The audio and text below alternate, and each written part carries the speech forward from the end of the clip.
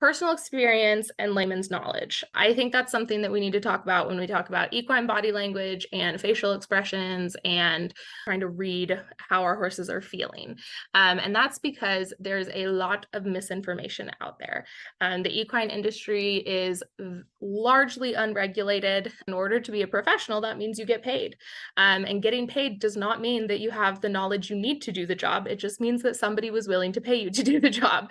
So it's very easy for there to be professionals out there in the equine industry that don't have a super strong educational background or don't have the breadth or depth of knowledge that they really probably should have to be doing a good job at it, whatever it is that they do.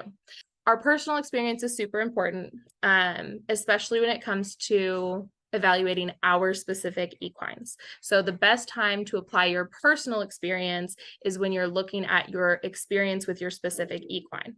We get into trouble when we start to generalize to all equines. There's this generalization bias because we're very limited in our scope, where we look at our small little bubble of horses and we assume that they're an accurate representation of horses as a whole. And that's almost never the case. Even looking at horses even if you went to every single barn in your city, or every single barn in your state, or even in your country. There are still horses in other countries, and other climates, and other areas.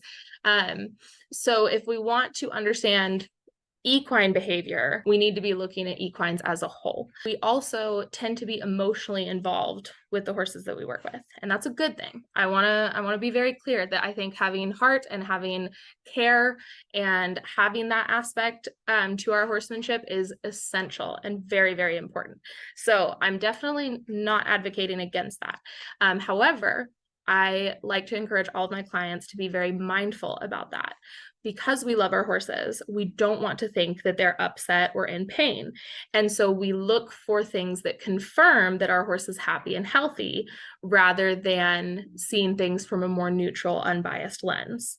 And that's where having a good comprehensive knowledge of what that objective viewpoint is will allow you to step back and use it as needed, while also letting your heart guide you when it comes to a lot of those really important decisions and making sure your horse is healthy and happy. Keeping in mind like respect for personal experience, professional experience, and all of that as part of the picture.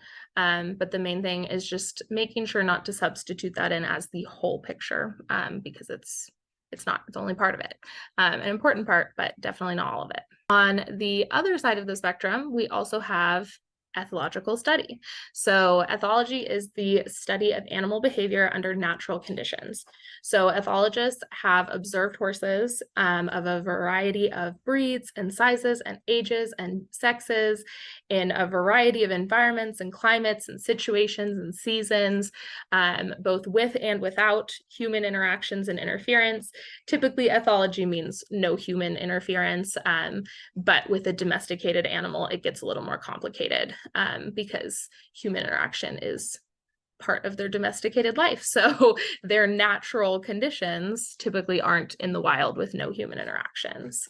What ethologists try to do is they try to identify these distinct actions or behaviors, and then they watch and they see, when does that action take place? When does the horse hold their ears like that?